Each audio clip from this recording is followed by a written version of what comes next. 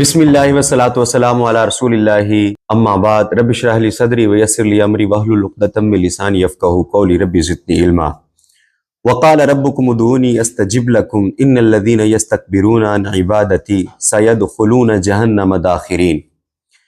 سورہ غافر ہے، آیت نمبر 60 ہے۔ اللہ تعالیٰ فرماتے ہیں وقال ربکم ادعونی استجب لکم، مجھے تم پکارو میں تمہاری پکار کا جواب دوں گا۔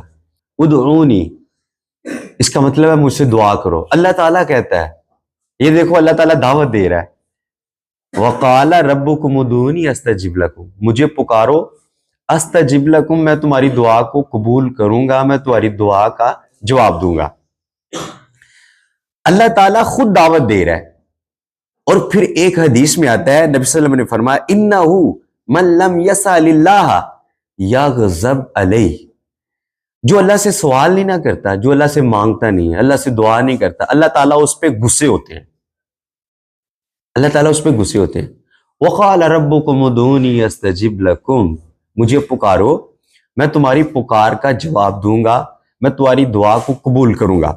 پھر اللہ فرماتے ہیں ان الذین یستکبرون عن عبادتی سیدخلون جہنم داخرین، جو لوگ میری عبادت سے تکبر کے ساتھ منہ پھیر لیتے ہیں نا، جو میری عبادت نہیں کرتے، سیدخلون جہنم داخرین، ذلیل و رسوا کر کے جہنم میں داخل کیے جائیں گے۔ آپ اس قرآن کی آیت کا پہلا ٹکڑا دیکھیں کہ مجھے پکارو میں تمہاری پکار کا جواب دوں گا، آگے فرمایا کہ جو میری عبادت نہیں کرتے میں اس کو جہنم میں ڈالوں گا۔ اس کا مطلب ہے یہ جو مانگنا ہے، دعا کرنا ہے، یہی اصل میں عبادت ہے۔ نماز ہے، یہ دعا کا ایک طریقہ ہے، یہ دعا کا ایک انداز ہے۔ زکوٰۃ دینا ہے، یہ دعا کا ایک انداز ہے۔ حج کرنا، عمرہ کرنا، روزہ رکھنا، یہ دعا کا ایک انداز ہے۔ ہم سب ہر وقت اللہ تعالیٰ سے مانگ ہی رہے ہوتے ہیں۔ اللہ تعالیٰ اسی لیے کہتے ہیں کہ جو بندے میری عبادت نہیں کریں گے، مجھ سے دعا نہیں کریں گے، ایسے ہے کہ جیسے وہ تکبر کر رہے ہیں۔ جو نہیں مانگتے، جو دعا نہیں کرتے، وہ تکبر کر رہے ہوتے ہیں۔ یہی ہوتا ہے نا تکبر، کہ اے اللہ مجھے دے دو، اے اللہ مجھے فلاں چیز چاہیے، اے اللہ مجھے فلاں چیز چاہیے، اللہ دے دیتا ہے۔ اور جو بندہ کہتا ہے اللہ تعالیٰ سے مانگتا ہی نہیں ہے، وہ پہلے کہتا ہے وہ ساڈے کول اللہ دا بڑا دیتا ہے، وہ اسی بڑے بڑے چودھری ہیں، ساڈے بڑے ہاتھ پیندے نے، اسی انج کر دینے ہونے اسی۔ اس کا مطلب کیا ہے؟ وہ اللہ سے نہیں مانگتے، عاجزی اختیار نہیں کرتے، اللہ تعالیٰ سے سوال نہیں کرتے، تو وہ تکبر کر رہے ہیں نا۔ اللہ سے نہ مانگنا یہ تکبر ہے۔ اور جو بندہ تکبر کرتا ہے، اللہ تعالیٰ کہتا ہے سیدخلون جہنم داخرین، ان قریب ہم ان کو جہنم میں ذلیل و رسوا کر کے داخل کریں گے۔ حضور نبی صلی اللہ علیہ وسلم نے نا فرمایا ہے کہ یہ جو دعا ہے یہ اللہ تعالیٰ کے ہاں سب سے عزت والی چیز ہے۔ اللہ تعالیٰ کے ہاں سب سے عزت والی چیز جو ہے نا وہ دعا ہے۔ اچھا دیکھیں کتنی عزت والی یہ چیز ہے، یہ عمل، یہ کام کتنا اہم ہے، کتنا بڑا ہے۔ اللہ تعالیٰ قرآن مجید میں کہتے ہیں، سورہ فرقان کے آخری رکوع ہے، سورہ فرقان کی آخری آیت ہے، قُلْ مَا يَأْبَأُ بِكُمْ رَبِّي لَوْلَا دُعَاؤُكُمْ، اگر تمہاری دعائیں نہ ہوتی، اگر تم دعا نہ کرتے ہوتے تو اللہ تعالیٰ تمہاری کوئی پرواہ نہ کرتے۔ اللہ تعالیٰ کہتا ہے کہ میں اگر آپ کی حیا کرتا ہوں نا، اگر میں آپ کا خیال رکھتا ہوں تو اس وجہ سے ہے کہ آپ دعا کرتے ہیں۔ مثلا آپ سمجھے کہ یار میں نے تو کبھی دعا نہیں کی، یا فلاں شخص نے تو کبھی دعا نہیں کی، تو ایسے ہے کہ آپ کے والدین تو دعا کرتے ہیں، آپ کا بڑا بھائی دعا کرتا ہے، آپ کے ابو دعا کرتے ہیں، آپ کی نانا نانی دعا کرتے ہیں، آپ کے رشتہ دار آپ کے لیے دعا کرتے ہیں، آپ کے بڑے آپ کے لیے دعا کرتے ہیں۔ تو وہ جو بڑے دعا کرتے ہیں ان کی دعا کی وجہ سے ہی آپ مصائب سے جو ہے نا بچے ہوئے ہیں، آپ تکالیف سے بچے ہوئے ہیں۔ اللہ تعالیٰ یہی کہتا ہے، قل اے محمد صلی اللہ علیہ وسلم ان کو فرما دیجئے، لولا دعاؤکم، اگر تمہاری دعائیں نہ ہوتی، تم دعا نہ مانگتے ہوتے، ما یأبأ بکم، وہ تمہاری کوئی پرواہ نہ کرتا۔ یعنی کہ اللہ اس بندے کی پرواہ کرتے ہیں جو بندہ دعا کرتا ہے۔ جو بندہ دعا ہی نہیں کرتا اس کی اللہ تعالیٰ نے کیا پرواہ کرنی ہے۔ رسول اللہ صلی اللہ علیہ وسلم نے فرمایا من فتح لہ منکم باب الدعاء فتحت لہو ابواب الرحمہ، ایسا شخص جس کے لیے دعا کی توفیق دے دی گئی، جس کے لیے دعا کا دروازہ کھول دیا گیا، فتحت لہو ابواب الرحمہ، اللہ تعالیٰ نے اس کے لیے رحمت کے دروازے کھول دیے، جس کو دعا کی توفیق مل گئی۔ اب اس کا کیا مطلب ہے کہ جس بندے نے دعا کرنا سیکھ لیا، اپنی زندگی میں دعا کرنا لازم پکڑ لیا، دعا کرتا رہتا ہے، مانگتا رہتا ہے، اللہ سے سوال کرتا ہے۔ دیکھیں دعا کا بہترین طریقہ جو ہے نا وہ یہ ہے کہ جیسے جیسے نبی صلی اللہ علیہ وسلم نے جس مقام پر دعا سکھائی ہے وہ ہم دعا کریں۔ مثال کے طور پہ ہم کھانا کھاتے ہیں تو بسم اللہ الرحمن الرحیم پڑھے، کھانا کھاتے وقت بسم اللہ الرحمن الرحیم بھول گئے ہیں تو آپ کیا کریں گے؟ بسم اللہ اولہ و آخرہ، جب بھی کھانا کھاتے آپ کو یاد آ جائے آپ پڑھیں۔ آپ واش روم میں جا رہے ہیں دعا پڑھیں، آپ نے کسی کے ساتھ ملاقات کی ہے السلام علیکم ورحمۃ اللہ وبرکاتہ کہیں، آپ سواری پہ سوار ہو رہے ہیں، آپ لیٹ رہے ہیں، آپ سونے لگے ہیں، آپ جو بھی کام کر رہے ہیں جو نبی صلی اللہ علیہ وسلم نے سکھایا ہے آپ ویسے وہ کام کرتے ہیں، وہ دعا پڑھتے ہیں، تو آپ مسنون زندگی گزار رہے ہیں، آپ کی بہترین زندگی ہے۔ اور ایسے ہے کہ آپ اپنی زندگی میں دعا کو لازم پکڑ چکے ہیں، آپ لازم کر چکے ہیں۔ اور جو بندہ بس سویا ہے ویسے ہی اٹھ گیا ہے، دعا نہ سوتے وقت پڑھی نہ اٹھتے وقت پڑھی، نہ اس نے نماز پڑھی، نہ نماز کے بعد اذکار کیے، نہ اللہ تعالیٰ سے رحمت مانگی، دعا نہیں کی، بس ایسے ہی سوتا جا رہا ہے، کھاتا جا رہا ہے، زندگی گزارتا جا رہا ہے، تو اللہ تعالیٰ اس کی کیا پرواہ کرے گا؟ اللہ تعالیٰ اس کی زندگی میں کیسے رحمت نازل کرے گا؟ حدیث ہی یہ بتا رہی ہے کہ جس کو دعا کرنے کی توفیق مل گئی، یعنی کہ جو دعا کرنا شروع کر دیتا ہے، اپنی زندگی میں دعا کرنا لازم قرار لیتا ہے، تو اس کے لیے پھر اللہ تعالیٰ نے رحمت کے دروازے کھول دیے۔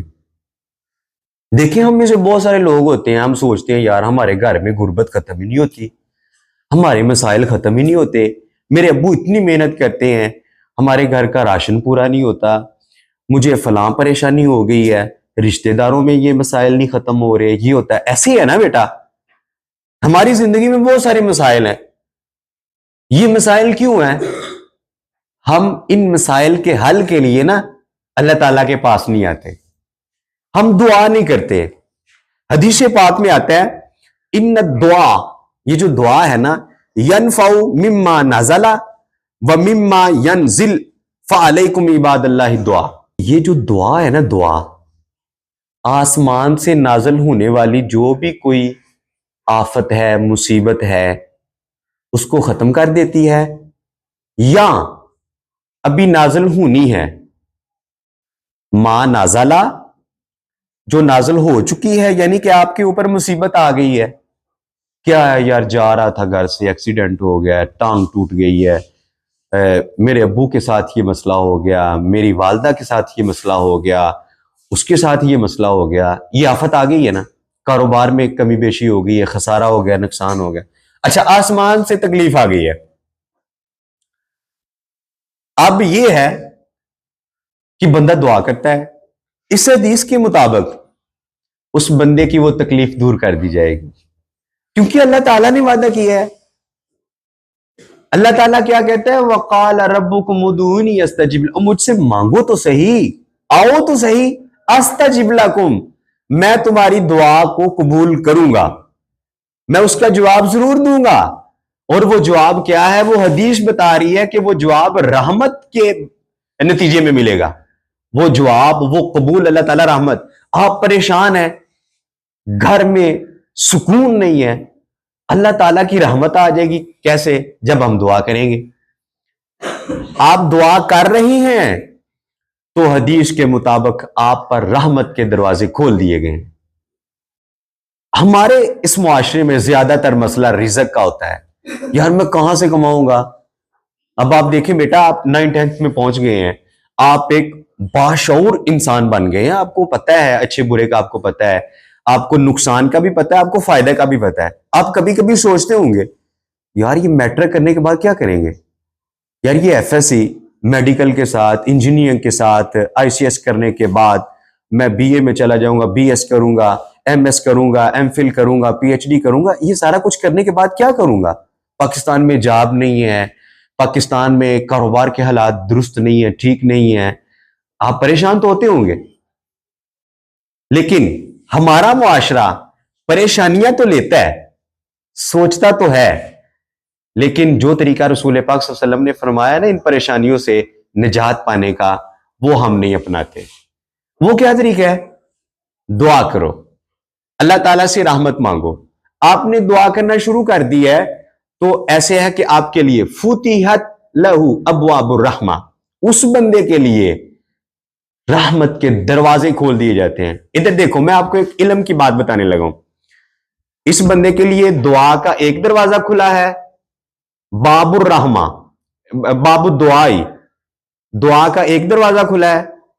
اللہ تعالیٰ نے ایک دروازہ دعا کا کھولنے کے بدلے میں اس کے لیے ابواب الرحمہ, رحمت کے زیادہ دروازے کھول دیے. باب واحد ہے, ابواب جمع ہے.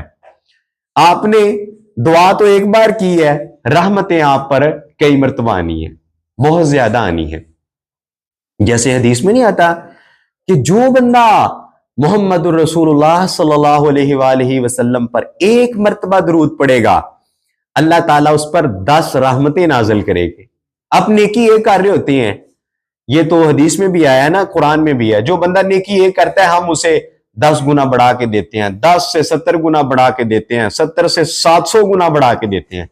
بس نیکی میں نا دل کی حضوری ہونی چاہیے, حسن نیت ہونی چاہیے کہ میں یہ نیکی کس کے لیے کر رہا ہوں, اللہ تعالیٰ کی خوشنودی کے لیے کر رہا ہوں. تو بیٹا یہ جو دعا ہے آپ کی زندگی کی شروعات ہے, آپ نے کبھی پریشان نہیں ہونا. جب پریشانی آئے تو آپ نے کیا کرنا ہے؟ ہاتھ اٹھا لینے ہیں, دعا کرنا شروع کر دینی ہے. اور دعا کا بہترین طریقہ میں آپ کے سامنے رکھنے لگا ہوں. آپ نے سب سے پہلے اللہ تعالیٰ کی تعریف کرنی ہے, یعنی کہ الحمدللہ رب العالمین وَإِلَٰهُكُمْ إِلَٰهٌ وَاحِدٌ لَا إِلَٰهَ إِلَّا هُوَ الرَّحْمَٰنُ الرَّحِيمُ وَأَنَتِ الْوُجُوهُ لِلْحَيِّ الْقَيُّومِ. اس طرح اللہ تعالیٰ کی الف لام میم اللہ لا الہ الا هو الحی القیوم. آپ کو آیت الکرسی بھی آتی ہے, آیت الکرسی کا پہلا ٹکڑا اللہ لا الہ الا هو الحی القیوم, یہاں تک اللہ تعالیٰ کی پہلے آپ نے تعریف بیان کرنی ہے. پھر آپ نے محمد صلی اللہ علیہ وسلم پر درود پڑھنا ہے, جسے ہم درود ابراہیمی کے نام سے جانتے ہیں. اللہم صلی علی محمد وعلی سارا, یہ والا درود ابراہیمی آپ نے پڑھنا ہے. یہ 2 چیزیں کرنے کے بعد آپ نے اللہ تعالیٰ سے دعا مانگنی ہے. میں گارنٹی دیتا ہوں, اور یہ گارنٹی ویسے میں نے نہیں دی, میں نہیں کہہ رہا, حدیث ہمیں اس بات کی گارنٹی دے رہی ہے. جس بندے نے دعا کر لی اس بندے کی تکالیف بھی ختم ہو جائیں گی, اس بندے کے مصائب, آلام, پریشانیاں, دکھ, رنج, علم سب ختم ہو جائیں گے, اور اس کے بدلے میں اللہ تعالیٰ اس پر رحمتیں نازل فرمائے گا. اللہ تعالیٰ کے پیغمبر نے فرمایا ہے, صحیح حدیث ہے, نبی صلی اللہ علیہ وسلم فرماتے ہیں کہ لا يرد القضاء الا الدعاء ولا يزيد في الامور الا البر. نبی صلی اللہ علیہ وسلم فرماتے ہیں کہ اللہ تعالیٰ نے جو تقدیر لکھی ہوئی ہے نا, مثال کے طور پہ میں آپ کو تقدیر کے بارے میں بتاتا ہوں کہ آپ کے تقدیر میں نا قسمت میں یہ لکھا ہوا تھا کہ یہ بندہ 17 تاریخ کو نارووال کی بڑی سڑک پہ جا رہا ہوگا, تو اس کا اچانک ایکسیڈنٹ ہوگا, اس کے سر میں چوٹ آئے گی تو یہ مر جائے گا. یہ تقدیر ہے, یہ اللہ تعالیٰ نے سب پہلے لکھا ہوا ہے, جو اللہ تعالیٰ کے پاس لوہے محفوظ ہے نا وہ لکھا ہوا ہے.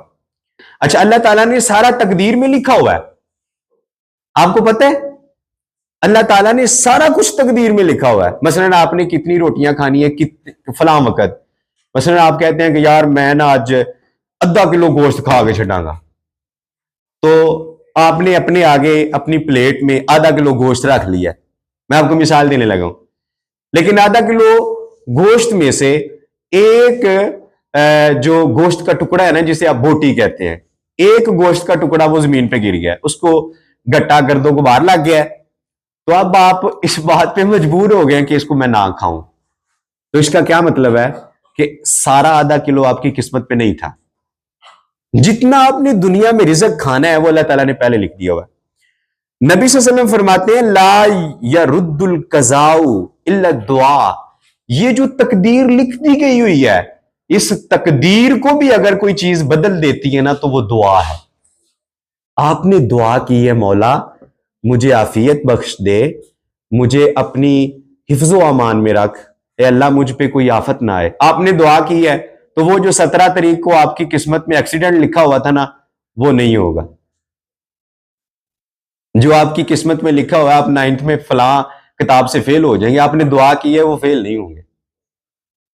آپ کی قسمت میں لکھا تھا، آپ کوشش تو کرو گے کہ آپ ایم فل کرو، پی ایچ ڈی کرو، آپ کا ذہن تو ہے میں بہت بڑے لیول پہ جا کے پڑھوں، لیکن آپ ناکام ہو جائیں گے تو آپ کی ناکامی کامیابی میں بدل جائے گی جب آپ دعا کریں گے۔ زندگی میں پریشان نہیں ہونا، کیوں کہ اللہ تعالیٰ نے ہمیں ایک ایسا ہتھیار دیا جو ہمیں پریشان رہنے نہیں دیتا۔ وہ ہتھیار کون سا ہے بتاؤ؟ دعا۔ وہ کون سا ہتھیار ہے؟ دعا۔ بیٹا یہ دعا جو ہے، اس دعا کو اپنی زندگی میں لازم بنا لیں۔ ابھی آپ کی زندگی کی شروعات ہے، جیسے میں نے پہلے بات کی ہے، ابھی آپ 16-17 سال کی عمر میں ہیں، اس سے کم بھی ہیں، اس سے زیادہ نہیں ہے، آپ کی زندگی شروع ہو رہی ہے۔ آپ ہمیشہ دعا کریں۔ آپ پہ مشکل آنے والی ہے، آپ کی جیب میں پیسے نہیں ہیں، گھر میں کھانا نہیں ہے، آپ بائک لینا چاہتے ہیں، آپ گاڑی لینا چاہتے ہیں، آپ کچھ بھی لینا چاہتے ہیں، آپ اللہ تعالیٰ سے مانگیں۔ اللہ کی قسم، اللہ کے اتنے خزانے ہیں کہ انسان تصور بھی نہیں کر سکتا۔ ہم تو زمین میں جو خزانے ہیں وہ نہیں ختم کر سکے۔ آج کی دنیا بنی ہوئی ہے، اتنے لوگ آئے ہیں، اتنے لوگ چلے گئے ہیں، دنیا کا اناج ختم ہی نہیں ہو رہا۔ اللہ کتنا بڑا ہے، اللہ کے کتنے خزانے ہیں۔ آپ کیوں مایوس ہوتے ہیں کہ یار مجھے سٹرابری کھانے کو نہیں ملتی، مجھے فلاں چیز کھانے کو نہیں ملتی؟ وہ اللہ دے گا، اس اللہ سے مانگے کہ یہ موسم کا پھل آ گیا، یار مجھے آم کھانے کو نہیں مل رہا، مجھے فلاں چیز نہیں مل رہی، مجھے یہ پریشانی ہے، یہ پریشانی۔ یہ سب پریشانیاں ختم ہو جائیں گی جب آپ دعا کریں گے۔ فعلیکم عباد اللہ بالدعا، اے اللہ کے بندو اپنے اوپر دعا کو لازم کر لو۔ لازم کا مطلب یہ ہمیشہ دعا کرو، دعا کرتے رہیں، انشاءاللہ آپ کی پریشانیاں ختم ہو جائیں گی، یہ دکھ تکالیف ختم ہو جائیں گے۔ یہ سارا کچھ دعا کرنے سے ہوگا۔ اگر آپ دعا نہیں کریں گے تو یقین جانے آپ پریشان رہیں گے۔ اور دعا کرنے کا سب سے بہترین طریقہ یہ ہے، آپ وہ دعائیں سیکھیں جو محمد صلی اللہ علیہ وسلم نے سکھائی ہیں، جو صحابہ نے سیکھی ہیں۔ محمد صلی اللہ علیہ وسلم پڑھا کرتے، صحابہ پڑھا کرتے۔ ایک دعا بڑی مشہور ہے، میں آپ کے سامنے رکھتا ہوں۔ نبی صلی اللہ علیہ وسلم نے فرمایا جو بندہ صبح اور شام 3 مرتبہ پڑھ لیتا ہے نا، تو صبح پڑھی ہے تو شام تک اسے کوئی تکلیف نہیں آئے گی، شام کو پڑھی ہے تو صبح تک اسے محفوظ کر دیا جائے گا، تو کوئی تکلیف نہیں آئے گی۔ دعا کیا ہے؟ نبی صلی اللہ علیہ وسلم نے فرمایا بسم اللہ الذی لا یضر مع اسمہ شیء فی الارض ولا فی السماء وهو السمیع العلیم۔ یہ دعا ایسی دعا ہے جو بندہ صبح پڑھ لیتا ہے، شام تک اسے کچھ نہیں ہوتا، جو شام کو 3 مرتبہ پڑھ لیتا ہے صبح تک اسے کچھ نہیں ہوتا۔ ایک صحابی تھے، ان کو نا فالج کا اٹیک ہو گیا، تو ساتھ والے ساتھی نے پوچھا صبح دعا نہیں پڑھی تھی بسم اللہ الذی لا یضر مع اسمہ شیء فی الارض ولا فی السماء وهو السمیع العلیم؟ اس نے کہا پڑھی تو تھی۔ تو انہوں نے کہا اگر آپ نے پڑھی ہے تو توجہ کے ساتھ نہیں پڑھی ہوگی، اگر آپ نے توجہ کے ساتھ دعا پڑھی ہوتی تو آپ کو فالج کا اٹیک نہ ہوتا۔ یہ ہارٹ اٹیک، فالج کا اٹیک، بخار اور یہ ٹائیفائڈ، ملیریا، یہ ساری جتنی بیماریاں ہیں، آپ ان سے محفوظ رہنا چاہتے ہیں، یہ دعا پڑھیں۔ نبی صلی اللہ علیہ وسلم کی ایک دعا بڑی جامع ہے، اللہم انی اعوذ بک من البرص والجذام والجنون ومن سیء الاسقام۔